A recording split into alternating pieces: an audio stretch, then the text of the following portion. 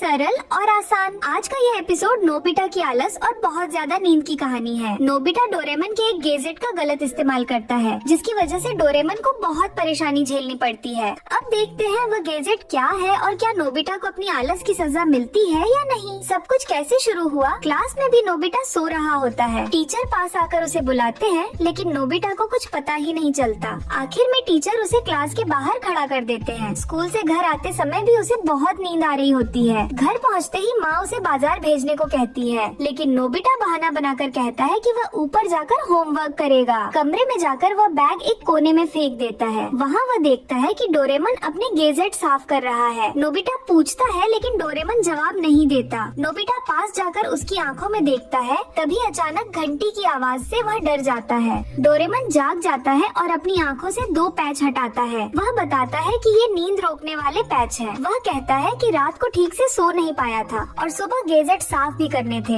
इसलिए वह काम करते हुए सो गया। ये देखकर नोबिता बहुत खुश हो जाता है और सोचता है कि यह गैजेट तो उसी के लिए है। डोरेमन गैजेट वापस ले लेता है और गुस्से में कहता है कि यह आलस करने के लिए नहीं है, लेकिन नोबिता मीठी बातें करता है और जिद करता है कि बस थोड़ी देर के लिए इस्तेमाल करने दो। जैसे ही वह पैच लगाता है, नोबिता गहरी नींद में सो जाता है। कुछ देर बाद वह उठकर कॉपी खोलता है, लेकिन पढ़ाई करने की जगह बस उल्टा सीधा बना देता है। फिर वह नीचे जाकर माँ की मदद के लिए बाजार जाता है। डोरेमन को डर लगता है, इसलिए वह उसके पीछे पीछे जाता है। डोरेमन को रास्ता साफ करना पड़ता है, क्योंकि नोबिता चलते चलते सो रहा होता है। सब्जी की दुकान पर नोबिता ठीक से कुछ बोल ही नहीं पाता। दुकानदार को समझ नहीं आता कि वह क्या लेना चाहता है। डोरेमन को गुस्सा आता है और वह खुद सब्जी का नाम बताता है। डोरेमन हर जगह नोबिता की रक्षा करता रहता है। घर लौटते समय नोबिता जियान के पैर पर चढ़ जाता है। जियान गुस्से में उसे पकड़ने वाला होता है। तभी डोरेमन बीच में आकर कहता है कि नोबिता सो रहा है, उसे माफ कर दो। जियान बहुत गुस्सा हो जाता है और डोरेमन को पकड़कर चिल्लाता है, सोते सोते कैसे चल सकता है, मुझे बेवकूफ समझता है क्या। घर पहुंचते ही नोबिता की नींद पूरी हो जाती है। माँ उसकी तारीफ करती है और उसे पॉकेट मनी भी देती है। नोबिता बहुत खुश हो जाता है कि सोते सोते पैसे मिल गए। दूसरी तरफ डोरेमन बहुत थक जाता है और कमरे में चला जाता है। नोबिता खाते खाते फिर सो जाता है और डोरेमन की डोरायाकी भी खा लेता है। डोरेमन नाराज होता है, लेकिन नोबिता कहता है कि सोते हुए खाने का मजा क्या,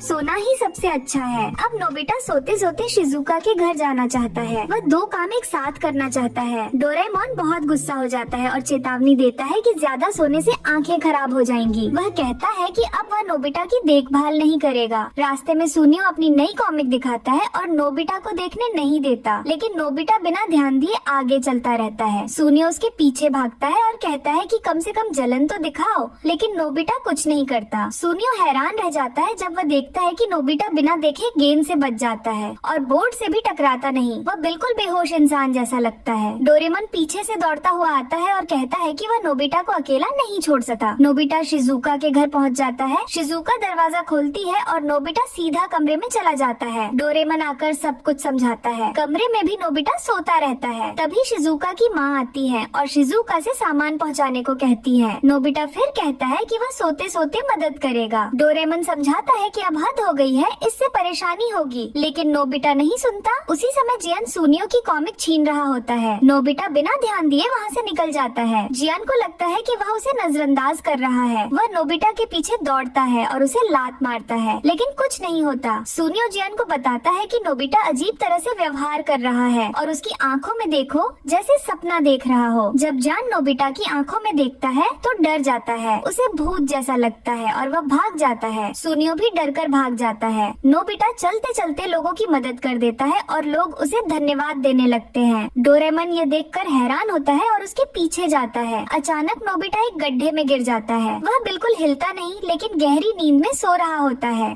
डोरेमन कहता है कि इस गहरी नींद वाले नोबिता से अब कुछ भी कहना बेकार है। यहीं पर आज का एपिसोड खत्म होता है। Episode 755 part 2। बोतल में जहाज की लड़ाई। आज नोबिता के चाचा घर आए। उन्होंने डोरेमोन और नोबिता को एक जहाज दिखाया जो बोतल के अंदर था। ये जहाज उन्होंने खुद बनाया था। नोबिता को वह जहाज बहुत पसंद आ गया। उसने चाचा से कहा कि ये जहाज उसे दे दे। चाचा मान गए। नोबिता बहुत खुश हो गया। वह जहाज को हाथ में लेकर ध्यान से देखने लगा। जहाज सच में बहुत सुंदर था। चाचा ने कहा कि उन्होंने ये जहाज शौक से बनाया है। नोबिता ने पूछा कि इतनी बड़ी जहाज छोटी सी बोतल के अंदर कैसे गई। चाचा ने बताया कि पहले उन्होंने जहाज को छोटे छोटे हिस्सों में तोड़ दिया, फिर एक एक हिस्सा बोतल के अंदर डाला और लंबी चिमटी से फिर से जोड़ दिया। नोबिता को लगा कि यह काम बहुत मुश्किल है। उसने सोचा कि यह जहाज शिजुका को दिखाना चाहिए। नोबिता जहाज लेकर मैदान में गया और शिजुका को दिखाया। शिजुका को जहाज बहुत अच्छा लगा। उसे यकीन नहीं हुआ कि नोबिता के चाचा इतना अच्छा काम कर सकते हैं। तभी जाइन और सुनियो भी वहाँ आ गए। सुनियो ने कहा कि यह जहाज बेकार है और नोबिता लोग इस पर इतना हैरान क्यों हो रहे हैं। सुनियो बोला कि अगर असली चीज देखनी है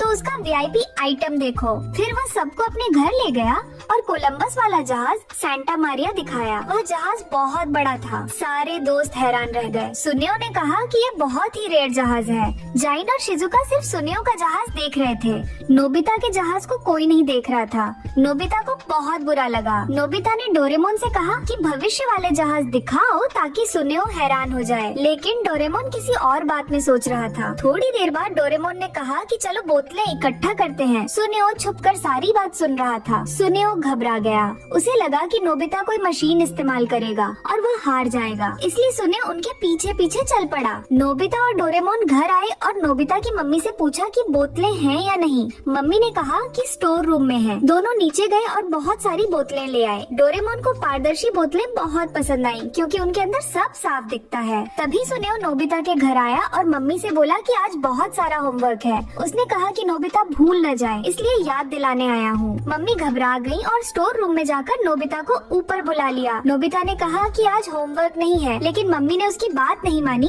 और उसे डांट दिया। मम्मी ने कहा कि सुनियो ने सब बता दिया है। फिर नोबिता और डोरेमोन को जबरदस्ती पढ़ाई के लिए भेज दिया। नोबिता को बहुत गुस्सा आया क्योंकि सुनियो हमेशा गंदी चाल चलता है। तभी डोरेमोन के दिमाग में एक आइडिया आया। सुनियो घर जा रहा था कि उसने देखा नोबिता और डोरेमोन हवा में उड़ रहे हैं। दोनों मैदान में गए और वॉलपेपर से एक गुप्त कमरा बना लिया और उसके अंदर चले गए। सुनियो को शक हो गया और उसने सब देख लिया। गुप्त कमरे के अंदर डोरेमोन ने बोतल में जहाज बनाने की मशीन और एक खास रडार निकाला। उसने मशीन को बोतलों के साथ जोड़ दिया। रडार से एक छोटी जहाज ढूंढी और बटन दबाया। तुरंत बोतल के अंदर जहाज बन गई। नोबिता बहुत खुश हो गया और उसने भी कोशिश की। उसने एक बोतल ली और तार जोड़ दिया। उसने एक जहाज ढूंढी और बटन दबाया। बोतल के अंदर पार्क के पास चलने वाली नावें बन गयी। जहाज अपने आप जुड़ गयी। नोबिता ने फिर एक और बोतल ली। इस बार वह बड़ी जहाज बनाना चाहता था, लेकिन जो बनी वह सिर्फ एक छोटी नाव थी। नोबिता उदास हो गया। उसे लगा कि इससे सुनियो प्रभावित नहीं होगा। डोरेमोन ने कहा कि धैर्य रखो। नोबिता फिर से खोजने लगा। बाहर सुनियो छुपकर सब देख रहा था। थोड़ी देर बाद नोबिता को एक बहुत स्टाइलिश जहाज मिली, लेकिन नोबिता ने सोचा कि पाल वाली जहाज ज्यादा अच्छी रहेगी। डोरेमोन ने मशीन को टाइम मशीन मोड पर सेट कर दिया ताकि हर जमाने की जहाज मिल सके, लेकिन बोतलें खत्म हो गयी। दोनों और बोतलें ढूंढने चले गए। नोबिता के जाते ही सुनियो ने वॉलपेपर चुरा लिया और घर जाकर मम्मी से पैसे लेकर बोतलें खरीद ली। सुनियो ने बोतलें जमा की और सोचा कि एक जहाज का म्यूजियम खोलेगा। उसने मशीन लगाई और पुराने जमाने की जहाज ढूंढी। तुरंत एक प्राचीन जहाज बोतल के अंदर बन गई। जब नोबिता और डोरेमोन वापस आए तो देखा कि वॉलपेपर गायब है। नोबिता समझ गया कि यह सुनियो का काम है। सुनियो खुशी खुशी और जहाज बना रहा था। सारी जहाज बिल्कुल असली लग रही थी। अचानक बोतलें फटने लगी। सुनियो घबरा गया। तभी नोबिता और डोरेमोन आए। सुनियो की मम्मी उन्हें कमरे में ले गई। जैसे ही कमरा खुला, गुप्त दरवाजा टूट गया और जोर से पानी बाहर आया। सुनियो पानी में बह गया। पता चला कि बोतल के अंदर का नकली समुद्र का पानी बाहर आ गया था। यह सुनियो के लिए सबक था। दूसरों का सामान चुराने का नतीजा हमेशा बुरा होता है।